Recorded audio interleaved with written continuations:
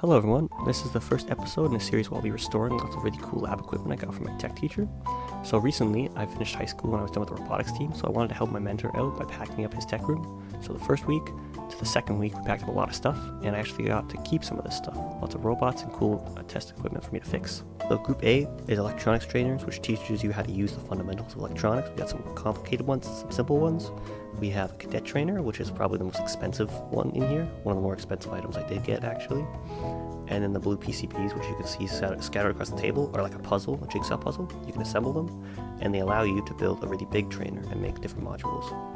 And then out of these three ones you see here, the blue, the cadet, and the small one in the back, only the small one works currently, which is this one here. This one was the newer one, so I had to repair the cadet trainer and the blue PCB ones. Group B is Chaney Electronics Analog Robotics kits, and here you can see our first taste of robots. We have Chrome Dome line followers, which are the group on the left. We have 6 of those roughly, and their job is to follow a line. Currently, I don't have any of those working except for one partially that kind of just drives in a circle searching for a line, which you can see here. It's not very accurate, but it needs some more work done to it, just like the other ones.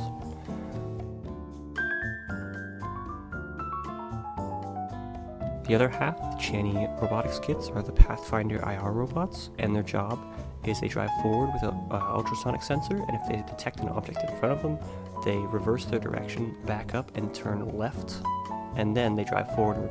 Here's some lab equipment I got. The oscilloscope you see with the sine wave is a BK Precision Model 2120A 20 MHz oscilloscope, and that's being fed by a Kenwood FG273 function generator. And this is a logic kit. It's an LTC2 logic analysis test kit, and that's a WP25 soldering iron with EdSign 951SX soldering iron. Now, after a bit of searching, I was able to find the actual manuals for both of these, which was the soldering iron and the oscilloscope. In Group D, we have 6 robots. 4 of these are Graymark, and the 2 on the far right are not Graymark. The first robot we have here is a Model 606A robot walker, also called Scrambler, and you'll notice instantly compared to the Chaney Electronics, it's much more complicated. There's much more parts and hardware involved. And the nice thing about this one is the only one that I have the full complete instruction manual for, which is very hard to find and very hard to get a hold of, which should help me troubleshoot and repair this one to its original working order.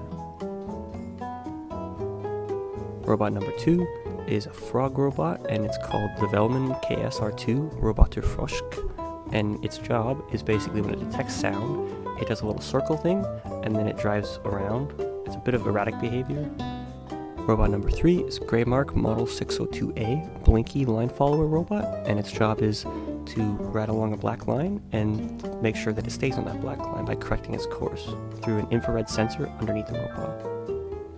Robot number 4 is a Carbot Robot Racer kit, which had very little documentation on it. Number 5 is a Model 601A sound-controlled robot called Scooter, which can often be found with the Scrambler, which is the purple Graymark robot you saw before.